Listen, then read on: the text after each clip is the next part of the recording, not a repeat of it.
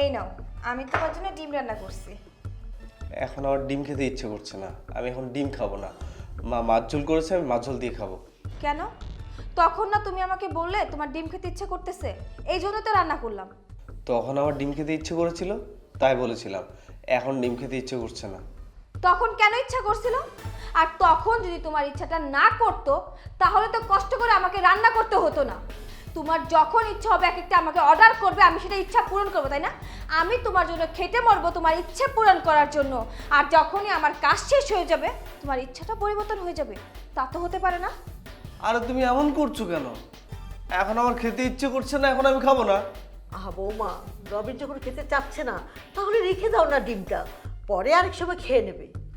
না মা, আমি যেহেতু কষ্ট করে রান্না করেছি ওকে এখনই খেতে হবে। আর যদি ও না খেতে চায় ওকে যে কিভাবে খেতে হবে সেটাও আমার খুব ভালো করেই জানা আছে। বৌমা, কি করছো? ছেড়ে দাও। কি করছি দেখতে পাচ্ছেন না? আমি যেহেতু রান্না করেছি কষ্ট করে, ওকে এই খাবারটা খেতেই হবে। আর এই খাবারটা খেয়ে বলতে হবে খাবার কেমন হয়েছে। মা, দেখছো কি গুন্ডা মার্কা একটা মেয়েকে আমাকে বিয়ে করিয়ে দিয়েছো? বাসর করে আমাকে কামড় দিয়েছে, আর এখন জোর করে ডিম খাইয়ে দিচ্ছে। খবরদার আমাকে গুন্ডা বলবা না। যে যেমন আমি তার সাথে তেমনটাই করি।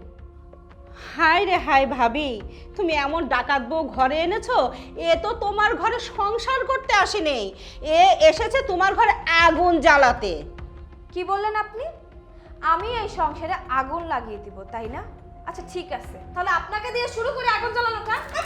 মানে ভাবি, তুমি